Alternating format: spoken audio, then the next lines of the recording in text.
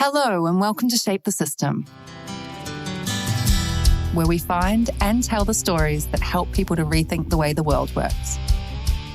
We interview people from all over the world who are helping to change our systems for the better.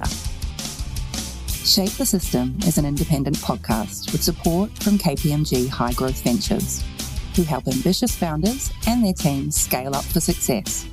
More about KPMG High Growth Ventures after the interview. We hope you enjoy this episode. Hi everyone, welcome back. We had a bit of food on the show of late, so always fun to be getting back to food. And I've actually got a personal experience in relationship to what we're going to be talking about today on a number of levels, but most recently in a trip that I did to Cambodia about a month ago. So look, I'm really happy to be talking to Maude from the Forager Project. And Maude does have a surname, but I actually didn't clarify before coming on exactly how to pronounce it. So firstly, Maude, welcome to the show. Help me with your surname. And then I actually want to understand a little bit about how you got to be working on this problem. Yes. Hi, Vincent. It's Maude Manoukian. The Manoukian is Armenian. I came by it through marriage, so it's not native to me either. But it's actually more simple than it looks. Yeah. Right. Just tell me how you came to be working on this problem. Right before we hit the button, you said that you'd been working with the co-founder or the founder, Stephen, previously, and that was kind of the arc of the story. Let's just step into that a bit, and then we'll get straight into the problem space. Yeah, so I met Stephen back when we worked at a company called Odwalla, which was one of the first companies in the States to bring fresh organic juices to the public and not have like a freezer or powdered type of approach. And we spent about a decade together there. And eventually our business sold to Coca-Cola. And we went on our merry ways and adventuring. He dabbled in a variety of different things. I spent some time at Whole Foods Market. And then when he started Forager Project and they were officially making and distributing the product, then he's like, okay, I need Maude. Are you interested in joining me again? Coming along on the forage with me to help share what we're trying to do here. And we reconnected and there we go, back in it. Yeah, awesome. Now, as someone who spent a bit of time in San Francisco, I was around when Odwalla was pre-owned by Coca-Cola. I don't know what it's like there now, but it was certainly one of these institutions where you could almost signal where you were at, what kind of day you were having by going out and getting an Odwalla juice and kind of carrying that around. So I actually have that resonates quite a lot with me. Wonderful. All right, well, let's dive in. I actually love the name as well, and I want to talk about the name later because I think if we start talking about the name, we'll be talking about what it is that you do and how you do it, and I want to get to that later. So I want to start with kind of how the world looks today. And I said right up front we're talking about food, but really what we're talking about is a part of the food group. So dairy, I think, would probably be the right encompassing term for what we're going to talk about initially. And I want to understand, before we start talking about your products and services and the larger purpose, what's the problem with dairy? Like there's a need for dairy. It exists in our food groups, and I think there's certain health benefits from dairy, and I'm happy to be challenged on that. But I also want to understand what's wrong with how dairy is done today, and maybe a little bit of like these parts are good, but these parts are challenging. So not the complete negative picture. Originally, dairy had a strong purpose. There's a lot of nutrient density in something like milk, and people needed that when resources were scarce or we weren't getting enough protein or enough calcium, and there weren't as many people on the planet competing for resources, right? So the problem with dairy today, I would say, one of the hurdles for us is it's the same. Stephen always uses the analogy of we don't still use whale blubber to light our homes. Right. You know, we've moved on from that, and conventional animal-based dairy requires a lot more resources. It's very resource intensive. Everything that I read says it's between 8 and 10 times more demanding than plant-based options for our resources, particularly like land and water, and then the waste that comes from it. It's again, 8 to 10x what you're going to get from a plant-based production where you're meeting the same need. And we don't have the same nutritional needs that we used to have, or we have more ways to meet those nutritional needs is actually a better way to describe that. So Yeah. that's really the problem, and that's why we need to reconfigure. We didn't when dairy sprung up, we didn't have 7 billion people on the planet. We do Right, now. interesting. So, like, if in some ways there was tons of land and not enough people for the use of that land to be causing an issue, but when you go from, I think, a billion people at the turn of last century to 7 or 8, I think it is now, then Yeah. taking that same approach to producing an outcome that now you need 8 times as much of, even with improvements in farming and production and yields and all these things, doesn't offset that you've literally 8x the amount of resource usage offset against whatever efficiencies you might have created. Can we enumerate that in some way? Like, is it, like I know that in terms of land use for livestock, we literally earlier in the month we had a talk about livestock usage and how much land it uses. But what are we talking, like 50% of the land that gets used for agriculture is supporting livestock? Is that, like, where does dairy fit into That's that equation? Those are the numbers that's very similar to the numbers I've read on that. It's a very high amount of the land that we use as a humans is dedicated to feeding. It's essentially we describe it as it's two-step. So you're feeding the animals to then feed you, and that's not as efficient as going, can I cut out the middleman? Can I give those cows a rest? Because we don't need all of the dedicating all of our resources that way. Yeah, and so as someone who's always interested in kind of the historical kind of reasoning for how we arrived here, it sounds like the historical kind of context here is that it's just the way things were always done because of what an availability. There were cows. We knew how to grow them. We knew how to get milk out of them. The systems of production were relatively straightforward. Didn't require a lot of mechanization or electricity or logistics. So you could grow a cow. And I'm using the term bluntly, and then get milk out of the cow all in the same location. So when you didn't have refrigeration, didn't have any issues like that, that was the easiest way to get that type of nutrient. Yes, and I think it was, when we went when the Industrial Revolution happened and it happened in agriculture, it made a lot of sense. That's like it was very efficient for its time. But that efficiency has gone away as we've progressed, as we have found other ways to do things. And that efficiency, what you were describing, it doesn't exist if you're doing it on your land for your family or your immediate community, right? That's not um the proposition doesn't hold up when you add a ton more people into the equation. Right. And Yeah, also not with the doesn't. what it requires to grow it. Yeah, and then also, I mean, I live in a house in the Blue Mountains, and I do have a backyard. I doubt that I have enough backyard to have a cow there to supply the dairy. So the nature of the reality of the urbanization to the shift that happened post industrial revolution is that most of the people are living in places where you can't have cows, right? So by definition, you have already got a separation of manufacture and resource allocation to where the thing's being consumed. So you are already in a different place. It's like, what would be the best way to do this now? Absolutely. Yeah. Mm. Fascinating. Okay, cool. So we've kind of set ourselves up, and I think, look, there's probably a bunch of data around exactly how much the resource usage is of livestock and how much of that's related to dairy or not dairy.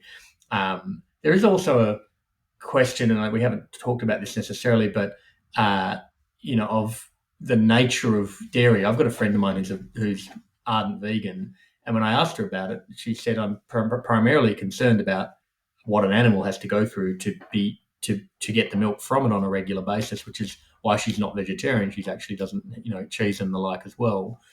Is that part hmm of your lens at Forager Project thinking about this as well? Like, help me understand that bit.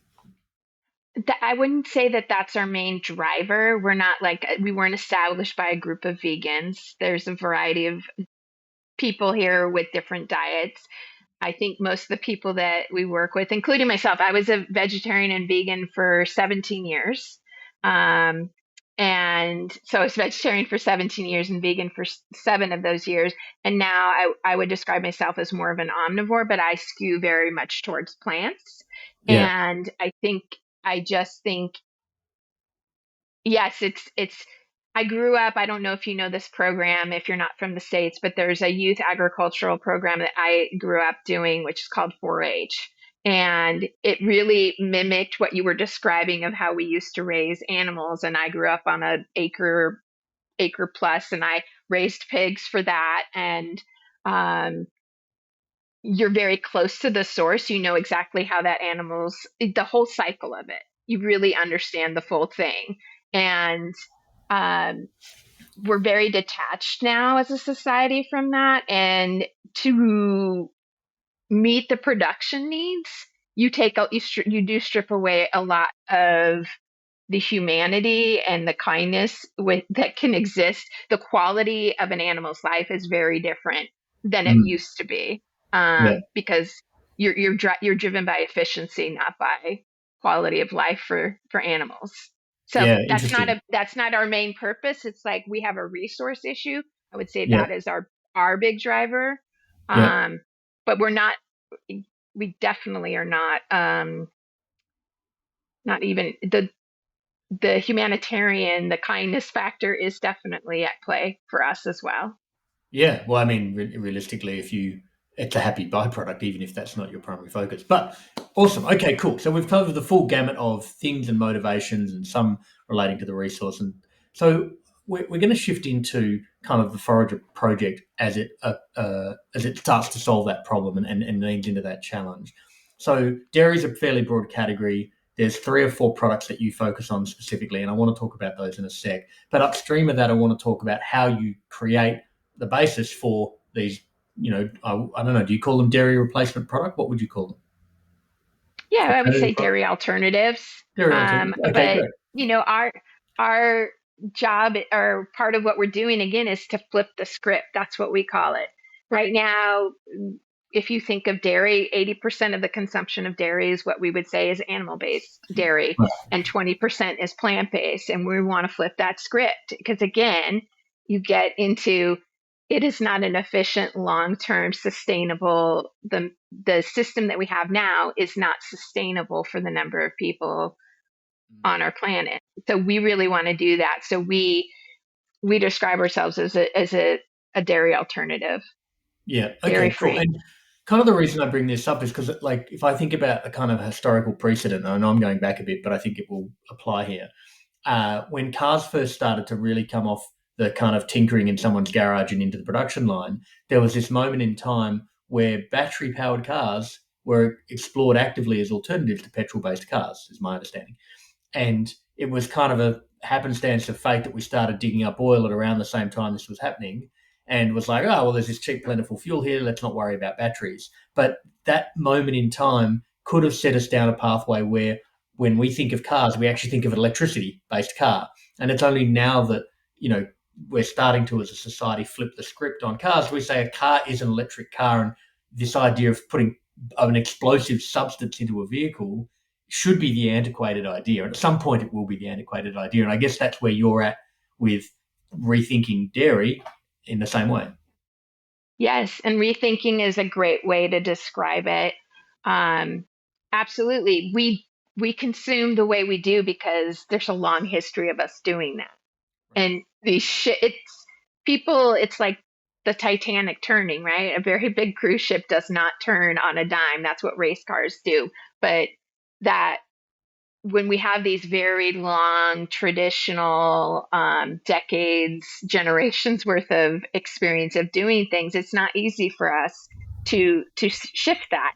And I think dairy itself hasn't until recently really had some stiff competition where the flavor and the texture and the experience can be similar enough to pull people from that thing that they know into a new way of being. Mm. And, I always think of Malcolm Gladwell's tipping point. And, there's people who are exploring all the time and out there pursuing the new thing, but most people are not. That's not how most people are wired.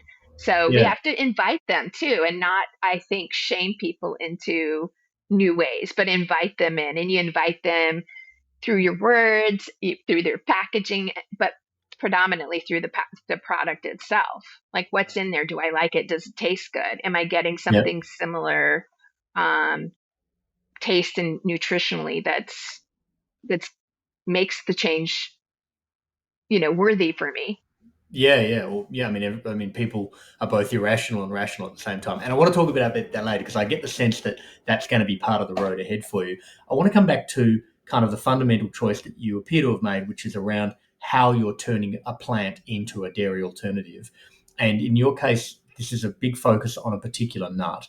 So Mhm. explain to me like what it is. Obviously, I don't want to give it away. I'll let you do that. And why this particular source of plant-based or dairy alternative? Yes. Well, as you hinted at, our star ingredient is the cashew. It's at the heart of what we do. And we love them for their texture, for their creaminess, for their neutral flavor. We think they're the best comparison to what people currently know as a dairy product. And it's they are also on top of that, they are a very minimal impact crop.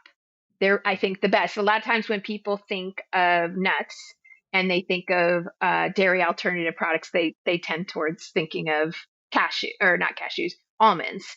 And almonds, a lot of them are grown in California, which was not designed to really for that crop to be it's the water that's needed to grow there and the way that it's grown, a lot of them are grown, is not the most efficient, right? So it's way better than animals, let's say that. It's the resources needed to grow almonds is way less than the resources to raise cows. But especially the cashews that we source, they're rain fed, there's no irrigation. If you go to one of our, I'll send you some pictures and some video. Mm. Our forests, our cashews are grown in something that looks like a forest. And it's much more, when you see it, you get it. It's just not this sterile agribusiness thing that you see driving down some freeway. You feel like you're out in nature. And you wouldn't necessarily, if you weren't there and knowing you were on a cashew farm, you might not even know you're on a farm. Right. So it's a much more in sync with nature. So those are some of the reasons why we love the cashews. Yeah. Um, And so yeah. in some respects, it's more integrated into the environment, and it's a plant that should be growing in that environment. So it's not just the cashews themselves, but it's like where in the world does this like coffee, the plant, coffee grows in certain parts of the world really well. Same with cacao, right? And so it's not just about saying, well, they're actually quite efficient. They have these properties that lend themselves to being a good alternative to dairy from a nutritional or taste or texture perspective. But if you grow them where they're supposed to grow, or where they're used to grow, maybe, I'm not sure of the right word, or designed to grow, maybe the best word, then they can actually be integrated and have an even lower profile because the conditions that they want are already there. Yes, and I think for us, like cashews cannot be grown in the US. We don't have the right environment for them. A lot of cashews were first, I think, grown in Brazil. But you find them in Cambodia, which you were telling me earlier. You had traveled there. Vietnam is a big cashew country, and most of our cashews now come from Cote d'Ivoire in Africa, West Africa, and they were actually introduced to Cote d'Ivoire as a way to combat deforestation. So they weren't even originally, when they were first planted, they weren't even seen as an agricultural crop. They were seen as like a way to regreen, right? And I think you and I, when we were chatting before the show got started, this is at the heart for me of why I do what I do, and what motivates me and gives me purpose is we you can't just say, oh, great, these can grow in Cote d'Ivoire. Let's cut down stuff and just start growing cashew trees. No, nature doesn't like that. We have a very intentional mindset. So you don't want to just start pulling out what was done before and just plugging cashew trees in. It's not that simple. You really, uh, there I don't want to take away rainforests. I don't want us to be at all participating in something like that. But what we can do is places where reforestation or trees are needed. These are great because cashew trees are great because even the soil, they're not precious. They can grow in pretty harsh, non nutrient dense soil, or soil where you'd have other agricultural crops would need certain things to grow well. Cashews are very resilient that way and very tolerant about their environment. And so they're a great option. And then we have a project, it's our cashew project based in Cote d'Ivoire, where we're investing in our community there. Because again, you have to really, the way you do stuff is as important, if not more important than what you're doing, right? Yeah. Strictly. And I want So, to get into the detail of some of that, actually, yeah, but I don't okay. want to go there just yet. I want to come back to understanding a little bit more about this plant as a resource for the product that you sell. I think because there's, as you said, there's layers, and you've come out of Whole Foods, so you've obviously been around this whole conscious capitalism, the six stakeholders, and these types of ideas. I'm sure you've got an opinion on all of that, so we'll get to that too. But just in terms of the reality of this, is the bit that I didn't quite fully understand or maybe appreciate when I was in Cambodia. There was tons of trees around in the area Yeah. that I was. I was in rural Cambodia, 3 hours out of the capital. But what I gleaned in part, and I'm hoping you can expand on this, is like what's involved in actually getting from a plant that's been established and has cashews on it to actually having a product that you can then turn into dairy. There's a lot that has to happen for the cashew product. Can you help me understand that reality a bit? Yeah. So a lot of cashew trees, they have, one harvest per season. Every cashew that people get, there's one apple that grows on the tree with one nut. So it's very mind blowing too when you see that. When you go and you see these things, you do understand uh, pricing a lot better. Most of the cashews. So then once the the tree is ready to harvest, you're separating that nut from the apple. Then that nut has to dry in the field for a few days. Then it needs to be transported to a processing facility where then it is the hard shell, outer shell of the cashew is then separated from the interior nut. There's a little coating around the nut. It's called the testa that has to be removed. And then you start grading and sorting your nuts. So, and that is like separating them by size and quality because they go to different markets depending on. So it is intensive. There's a lot of steps in it, and even when we were in Cote d'Ivoire in the spring, and I was being taught how to harvest the nut from the apple. And we were doing a gap training. That's a good agricultural practice training. And there's a string. This is like a innovation in that harvesting where you separate the nut and the string gives you this really sharp cut Right. between the nut and the apple, which reduces the fleshy part of the apple. You don't want that attached to the nut. If you do, that's where you get spoilage. Uh, decay can happen. It reduces the quality and the volume of the crop for the farmer. So there's a lot, like almost anything in life that I've seen, to be really good at it and to really get from point A to the finished thing. There's a lot of detail that happens there.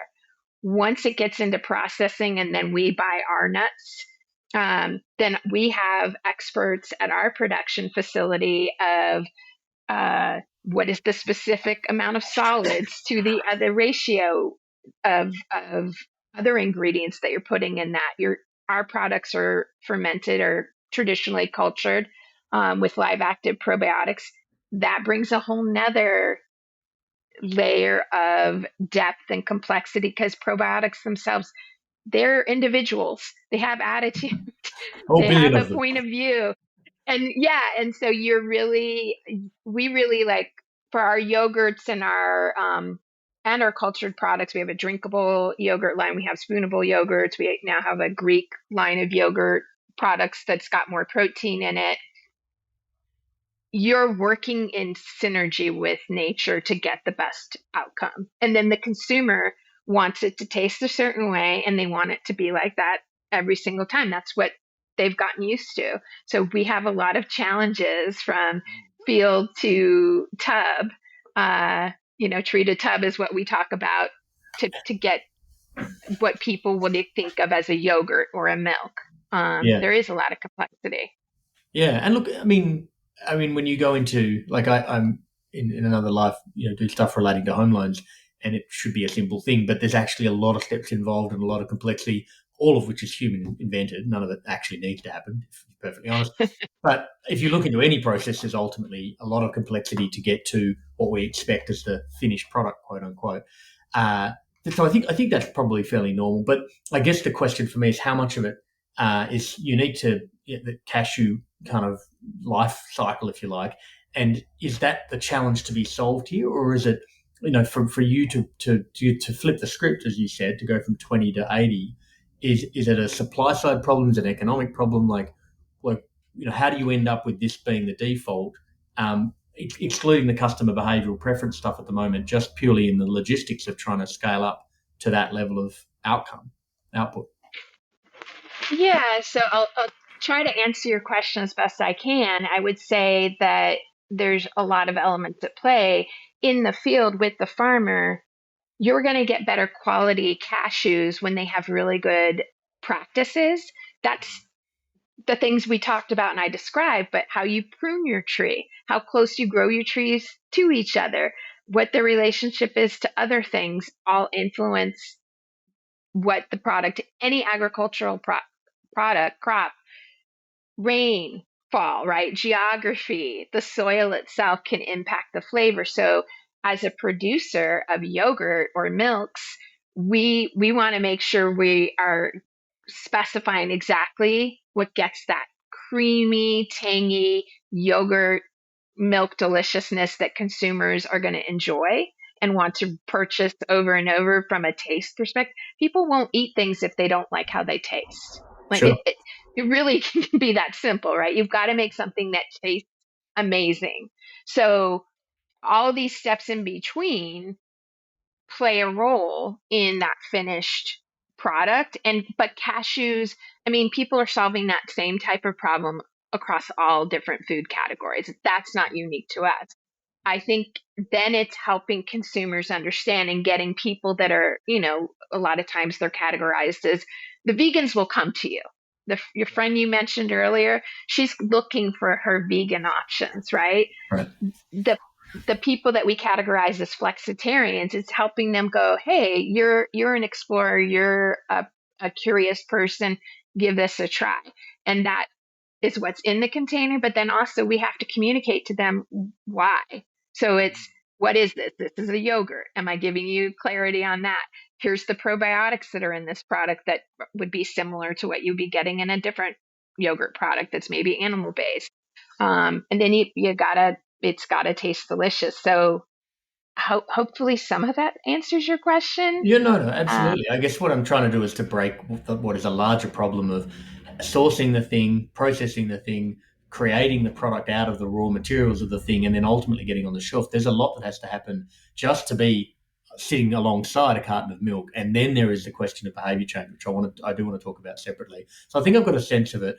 Just as one question, just related to it, how much of it's happening in, I can't say Cote d'Ivoire, Ivory Coast. I Cote know it's d'Ivoire. Ivory Coast. Yes, Cote d'Ivoire. Ivory Thank you. Coast. You Yeah. said it so beautifully the last 3 times. I'm like, I've got to learn how to say that properly. It just sounds fabulous. How much of it happens there, and how much of it happens once the raw materials or some version of that comes into the US? Yeah, I am a big believer in continuity. I like to think about, you can think about a vicious cycle, and I like to think about virtuous circles. We're all connected. So I would say it's pretty half and half. Like without good farming, without good processing, without like the logistics, we have to also make this something, you can make something that tastes amazing, right? That people understand what it is, but if you're not doing like a luxury brand, it's got to be affordable too for Right. people. So Right. you have to be efficient in your logistics, in your packaging, in all of these pieces. But I think it's we're very interconnected with what is happening all the way through that supply chain to the consumer. One of my responsibilities at Forager Project is the community engagement piece. And people tell us, we have very engaged consumers, that people tell us when they're not happy with something. I taste this. Did you change the recipe? Did this? And sometimes it's like that crop of cashew is a little bit different, right? Or the probiotics And I think it's a dance. It's a dance we gladly do, but every component of it is very integral. I don't No. see one as being not important. Yeah, specifically in terms of you're sourcing a raw material from the Ivory Coast and then creating the product in the US and selling it in the US predominantly, maybe in the future more broadly. How much of the process happens there, and how much of it happens in the US? So Just in terms of mechanically. the growing and the harvesting and then the processing of the nut, which Yeah, means like getting it packaged, that all happens in Cote d'Ivoire.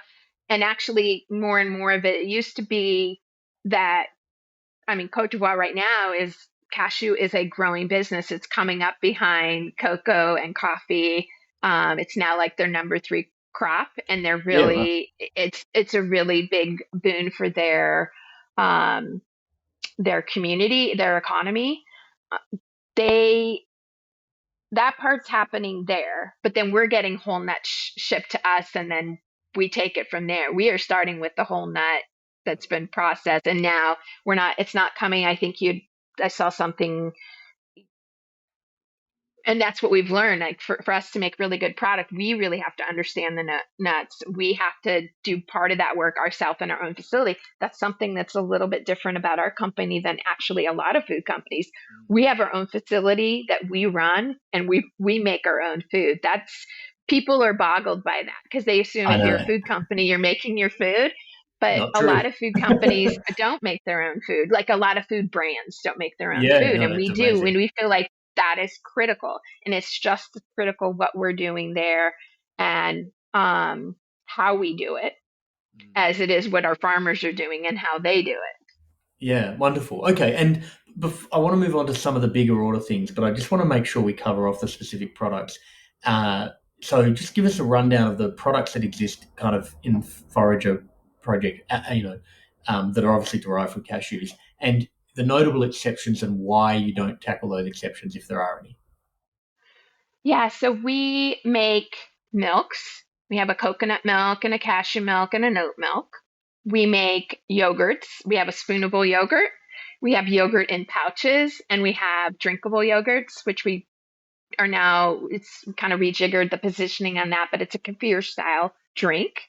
Um, and we have a sour cream. We have some protein shakes, and we love our cashews, but coconuts are another big ingredient for us as well, and they work well together, creating Flavor a wise, very what's that? flavor wise, or texture wise, or just Flavor wise, texture wise, the nutrients that they're providing. There's just a lot of synergies that we see. Yeah, so those are the categories we are focused on, and we within our yogurt. Greek is a new product that we launched. We have creamers too. Can't forget the creamers, especially our vanilla cinnamon creamer is like a fan favorite. People love that. Very simple ingredients, very delicious. Uh, and the Greek is it came out this year, and that is hitting a note because previously in products like that are higher protein, getting the taste where you want it from it, that's where you're the challenge between an animal-based product and a plant-based product. There are taste challenges when you're trying to add something like protein because animal products already have like an inherent level, like dairy milk already has an inherent level of protein in it. So those are things we make. We've tried a variety of other products over the years that just like we did cheese for a while, but we couldn't make it in our own facility. We had to co-pack on that, and that just was not a good. You just don't get the same quality in the end, and it's a tricky item. You can be an expert in milk doesn't mean you're going to be an expert making cheese, right? And again, sometimes people wouldn't realize just because you're good at this doesn't mean you're going to be good at that. We um, we also did ice creams for a while. Again, that's a whole nother channel. There's lots of distribution challenges that go from being in a different category. It's different buyers at your markets. There's so many pieces of um, the industry that average consumers don't know about that can be. I mean, we're a small, scrappy company. We're privately held. We have our own production facility. We really care. So you don't just expand in any category that happens to be dairy free. You have to be really thoughtful. And for us, Stephen is an explorer. That's the name Forager Project, is to wander and seek, right? And it's a project. We're always working. We're always trying to tinker and improve. Yeah. So did I get to where you were hoping we'd get to on that one? Yeah. No, I just didn't want to deny the opportunity to think about this as a broader spectrum of products. Like, yoga, I think, is one of the big ones that you do, and I think where I'm kind of going with this is I'm leaning into where people are open to changes. Right, someone who's grown up putting milk on their cereal every morning and then has a child. A likelihood that they will then say, you know what, I'm going to put a different form of milk on my child's cereal, unless they've already made that decision, is quite low. But yogurt tends to be a category where we've got so much diversity and opportunity in the category already that people don't think of yogurt as yogurt as yogurt. There's Greek yogurts and there's flavored yogurts and there's, things that you shouldn't have that probably even aren't yogurt. They're probably 50% sugar, but they all represent the diversity of choice. And so coming in with something that says this has got an amazing flavor. It doesn't taste like a dairy yogurt necessarily. It might be quite close. It's got a great nutritional flavor, but it has all these other benefits, either health related or so it feels like yogurt as a beachhead is quite right, but clearly it's anything could be applicable. But I wanted to know where that edge was.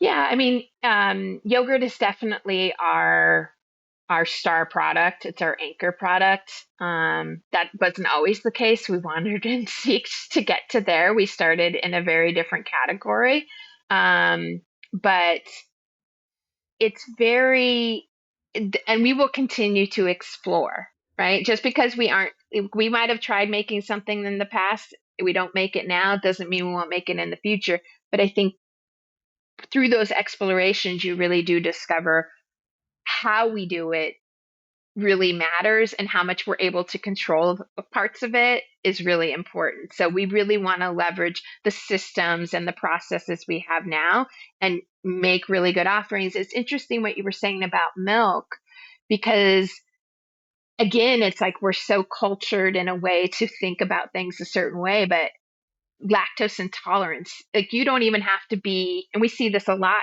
with our consumers. We see people using our products because they may have a dietary constraint. It might be lactose intolerant. It might be, hey, I've got high cholesterol and plant-based foods don't have cholesterol in them naturally, right? So it's gonna help me with that specific dietary need. But lactose is a big one, because I've interacted now with, whether it's brands or different organizations, where that is a very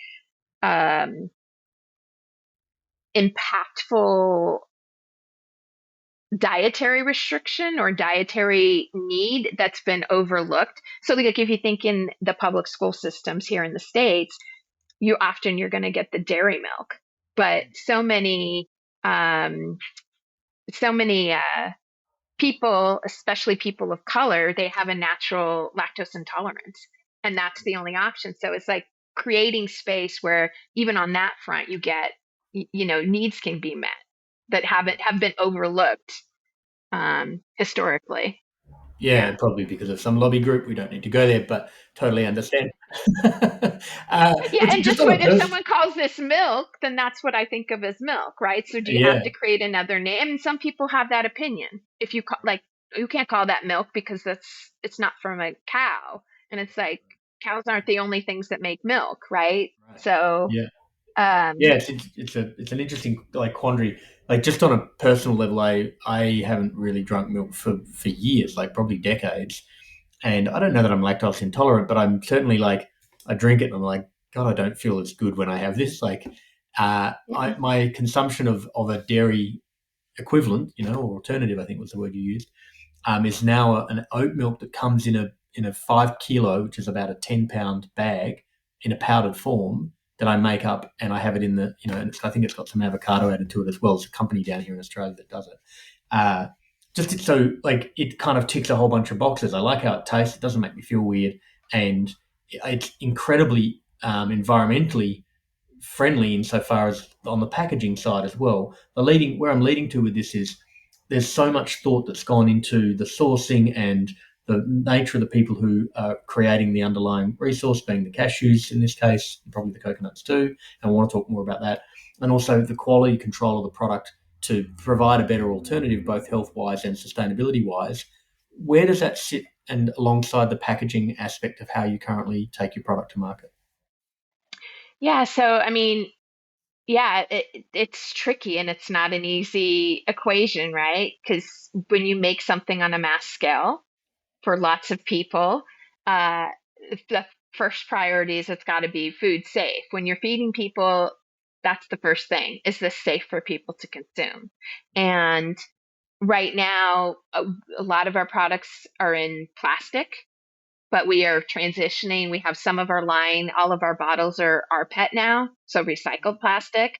Um, and we are transitioning our yogurt containers to be rPET as well, so that you're closing the loop there. We're small enough. We're not going to be the ones in our company to have enough, not bandwidth, but just like we don't have enough production in what we do to change like packaging industry. We need help from the big players to do that. And there is work, like people are trying to do that work.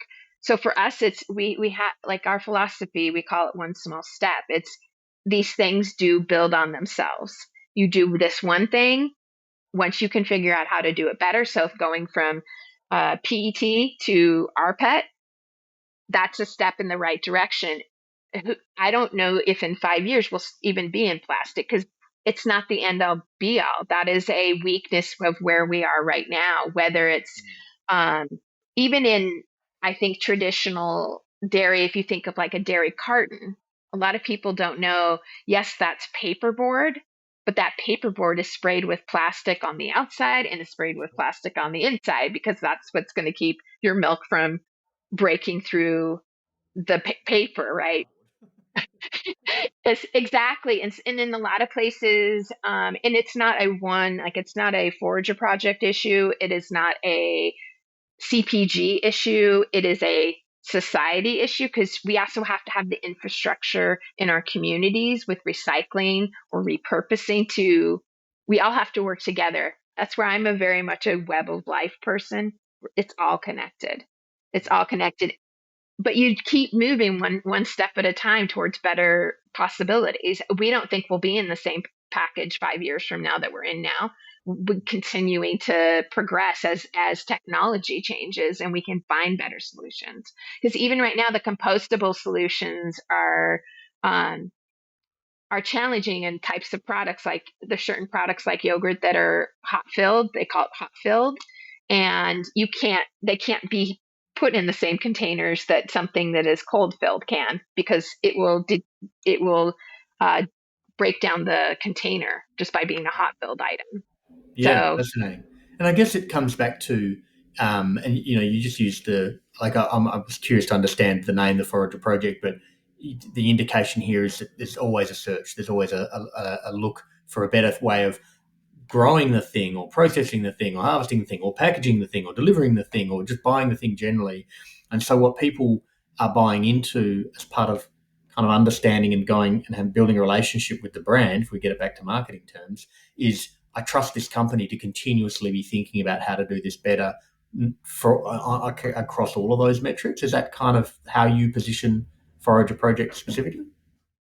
yeah, and I would just build on that a little bit by saying we're relying on from the beginning with our farmers all the way through our consumers. We're all in it together. So we're going to keep working on it. Like as our farmers grow their food or their crops. We went to one farm and the guy he was a master farmer. He was getting a second harvest, and his second harvest looked better than many of the first harvests I've seen of cashew crops. Like the amount that he was getting on his trees. I would love for all the farmers in the area to come to his farm to learn from him. This is what I'm doing. And that we're all involved in that. And as they're observing things, they're going to teach us things about what they're doing. So our cashew project, where we've invested in the Ivory Coast and through trainings, we're committed to training 10,000 people. It's the first of its kind multi-year project, and we're going to reach 10,000 growers. As we're doing it and we're training, we're learning things, and they're giving feedback back to us and our partners of what do they need more of? What is actually working? What's not working? What's the next thing we want to do? When we were there, we committed to doing a village savings and loan program. We have a part of our program is focused on women in Cote d'Ivoire, women farmers, and this village savings and loan is going to be directed at them, so they can have a way to get credit to invest in their business. But it's all very interconnected, and what happens there is very much like it's you learn as you grow. Like the more you know, the better you understand, right? And then the more you know, the more you realize what you don't know. I was going to say. So yeah, so You know what, actually, it's a constant process of learning and growing, and that's very much Stephen's philosophy. Mm, So you can't be afraid to try, and you can't be afraid to be stuck in something. You got to keep. It's okay to make mistakes, and you want to learn from them and get better. And it's yeah, okay and to be share the here learning. today. Yes, exactly. Sharing the learning and asking for others to go, hey, you don't like that we're doing this way. What's your idea for how we could do it better? What are you thinking? Yeah, and Yeah. does that mean? I mean, you've obviously got some cultural norms and narrative that exist internally in the company, and maybe extend to some of your stakeholders, the company you rely on for packaging or for shipping, or and even downstream or upstream. I don't know which way it is, downstream into the growers. So part of this is a cultural movement as much as it is a product and logistics and innovation company. Yeah, I think I don't know that we've thought about it that way, but yes, I definitely, because we're in the doing of it, but that is part of the way that we do it. So it's very much a cultural thing, and you're very reliant um, on each other in that process. Like what's happening at the production facility, you can have somebody running a line, and they're going to see things that you don't imagine in a marketing, workroom. Workshop or Yeah, just stick somewhere it in the else. Like post-it notes and whatever. that they're going to know, or they're going to think cool, or your consumers are going to say things to you about what they like or what they don't like, that help you get better at what you're doing, or think about what you're doing in a new way, so that you can be like, the whole purpose of our company is to help leave the world a better place. That was something that was, again, I have this deep connection with Stephen on that front. Many of us do. And that was something that was a big lesson from his grandfather that's been with him his whole life. And that's a very human thing. That's not like, oh, I got that in business school, right? No, that's being connected to other humans and wanting to continue to be connected to other humans in a positive way. Yeah, Yeah, so that's yeah, very no, deep in our DNA. yeah, I love it, and I think it creates, and it's not contrived, but it creates the authenticity needed to just go so far into it. A part of me thinks, just as you're talking about this, that you might ultimately find that you just go all in on cashews. And you're like, if we get so good at understanding the end to end equation to get to 100,000 growers of cashews and become one of the largest companies in the world at turning cashews into dairy based alternatives, that's actually how we get from 20 to 80. But it requires an absolute mindless focus on just that end to end in all of its forms. So I don't know. The jury's out for me, but part of me feels like you might end up so focused on the cashew that to the point of hilarity. Yeah, I mean, I think sometimes it feels like maybe we're already there, Vincent, but I think what's interesting is how do you stay focused, but also leave that room for the growth and for the unexpected and for the thing you didn't plan, or didn't see coming. I love the visual of the pie of knowledge. There's the teeny little slice of the thing you know. Then there's the next bigger slice that's slightly bigger of the thing you don't know, and then the massive amount of Let's the just keep pie is chaining. what you don't know you don't know. So So, Donald Rumsfeld, is that right? The known knowns and the unknown knowns, and then the unknown unknowns.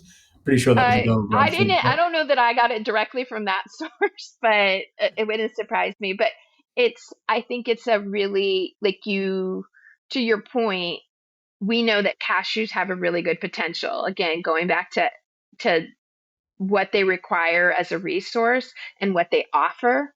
Again, the fields that I was in Cote d'Ivoire, you wouldn't even know that you're also on a cassava farm like field because you just see a grassy field. You look like you're looking in nature. That's great for pollinators, right? That's great for, oh, I don't need extra irrigation here. So it's just like whatever's naturally here that would be here. Um, and like however many inches below the surface here, there's also a whole crop of root vegetables that are going on. And that's a very different, I think it's something that is so, I would love if I could share one experience probably of my life with others. It would be getting the chance to really see that and experience that viscerally, because then you really start to understand that our current agricultural system is it is it's not regenerative, right? It's exploitive, it's extractive, and you can do that for a while, but you can't do it forever. Yeah, So, or at the scale that might sustain us to the point. Just yeah. coming back to just kind of flipping the script, I really love this way of thinking about 20 to 80. Like from Yeah. where you're sitting today, like what are the main challenges with getting from 20 to 80? And it might, granted, take decades, but is it behavioral? Is it taste? Is it affordability? Is it logistics like distribution and growers? Probably all of these things, but where do you see the primary challenges? I mean, I would say the primary challenges, they're all challenges, everything you mentioned, um, Of course. because they just are. But yeah, it's getting people to try and um, and meeting that taste expectation. I think taste and price are the big starting points for consumers. And if we weren't in the current economic times that we are, maybe price wouldn't feel quite as at the top of the list. It's always there, but it's a big pressure point right now for sure. And that's the nature too of what we do in any business related thing is you're not you're not operating in a stable, static environment. All these different pieces change over time. Um, but I think it's getting people just to kind of be open to trying something different. Like that's a big ask. It's people are used to what they're used to. Yeah. And so, and I think it's very much in our philosophy. Again, it's the invitation, not shame, not you're bad if you don't like this. Um, I don't like the way everything tastes. It's like my favorite. We were talking about favorite products or products we used to make. We used to do a soy milk, and like something like that is very interesting too because soy is an allergen for a lot of people. That was my favorite product because I feel like soy is the perfect. I love soy milk. I drink soy milk and I'll drink straight up a cup of soy milk. And I haven't done that with like a glass of dairy milk and a I can't even remember.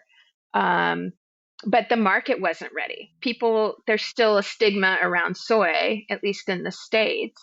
And um, it's a wonderful food source. But for us producing it, it was like not enough people are buying it. It's really tricky because your run matrix of where that fits into your production schedule and all that has to be very, very well planned and very particular because that product, people who have an allergen to that, you don't want cross contamination, et cetera. Right. So again, those are all the I feel like that's all the nerdy, like how is the engine working be underneath the hood that most people, and I don't think most people need to know or want to know or have time to know all those things. The average consumer, if I wasn't working in this, I wouldn't be thinking about yogurt, but I think about yogurt every day, all day. Mm. Yeah, So I mean, it's my in there. my my sort of thought was it's uh, and I'm going to make a very not weird analogy, but I don't. There's a product in Australia that Australia's quite well known for, which is a product called Vegemite, uh, which you guys owned for a while. I think Kraft owned Vegemite, and then someone locally decided to buy it back because Americans are like, why do we have this product? Now, there's actually a Vegemite and a Promite, and they both, like, unless you eat either of them, as far as I'm concerned, it's like comparing drinking diesel oil to drinking petrol. They're both terrible. But a Gotcha. hard line part of the population has a very strong preference towards one or the other. But I think it's largely ingrained. At an anatomical level, your taste buds regenerate every 6 to 8 weeks, is my understanding. Then you can evolve taste, you can grow taste, you can adapt to a thing that you might not have liked before and you like now. So it feels as much like a behavior and habit and communication challenge as anything else to be able to flip the script on one person, which is the pathway to getting from 20 to 80. So yeah, I mean, a massive challenge, but a fun challenge. Absolutely. And I think what's great about the time we live in is you can get to, if you're smart, you can get to the one person that can impact, they can impact a handful of people or 1,000 people. And when it's authentic, I think it's a really powerful thing. To then get, because we all have those people in our friend groups, right? Like, that's my explorer who tests things out before anyone else to see if it's worth doing. And our tastes change over the palette that you're talking about happens, and also as we age, our preferences change. And culturally, what we grow up with, there's things that we grow up with and tastes that we grew up with that are different. So but that's also part of the beauty of being human, I think. Yeah, Yeah. challenge accepted. Cool. Well, I have one closing question though. I think we covered all the gamut, which we always get to an hour faster than I imagine. But this is a question I ask everyone. I want to understand, because you've been working on this for a while, but also with Stephen over a greater period of time, and so that might be part of the answer. I want to understand your least favorite part of working on this problem and in this space, and your favorite part. Wow, that's a great question. Um, my, I think the most challenging part of the work I do and this problem is there's lots of right answers. There's lots of right ways to do things. Um, and sometimes people get caught up in uh, picking one The thing best right answer. yeah. I think it can, and I experience that both internally but externally with our consumer base. Like, what do they need? What is this one person who likes this one thing the way that we did it, but now we've had to evolve? I take it very personally. I want you all to be happy, and so that's a tiring prospect, right? That's a hard thing to do. And the best thing is we're making we're working to get, I think we're moving towards something wonderful. Like, it can be very daunting because it is a big challenge to say, oh, I want to leave the world a better place. And we're trying to do that through food. And we're specifically trying to do that through dairy. Sometimes that feels heavy, but it's also really wonderful because you're trying to do something with others that has a positive outcome. And that there's nothing better than that, I think. Yep, sounds highly motivating. And you get to go to the Ivory Coast every so often as well, which also sounds nice. Well, yes, I've been lucky to go there. I visited. We have had some growers out of Vietnam, so I was lucky to go there and see that. And that's that's part of the beautiful part too, is like, again, different cultures, different sort of approaches to certain things. Cashews in those cultures mean different things. Cashews have been in Vietnam for a very long time. They're very integrated into even the eating. A lot of our farmers haven't had cashews because they don't have the shelling equipment in the field, right? But in Vietnamese culture, it's a food, it's an ingredient that's very used within the cuisine. And so even that, it's like, it's a wonderful, it's beautiful to see that tapestry and how wonderful the different colors and patterns people can be. And play out in all those places. Lovely, Maud. Well, Yeah. thank you so much for coming on the show today. We did cover a lot of ground, and I really got to the bottom of a bunch of those things. So I appreciate that walk down nut lane and dairy alternative lane. And yeah, look, I'm really looking forward to seeing how this plays out in the coming years as you guys push to flip the script. around dairy alternatives. So thank you for coming on the show. Thank you, Vincent. It was a pleasure talking with you. We hope you enjoyed this episode of Shape the System. As usual, if you'd like to suggest a guest, someone that you know who's helped change a system for the better, please go to www.shapethesystem.org, click on the top right-hand corner, then click Suggest Guest. Make sure that you click subscribe so that you get the new episode. Shape the System is an independent podcast with support from KPMG High Growth Ventures. Connects founders to the services they need along their journey. Whether you are looking to refine your strategy, mature your finance function, prepare for a capital raise, expand abroad, or simply comply with regulatory requirements, they provide you with the support you need to drive your business forward.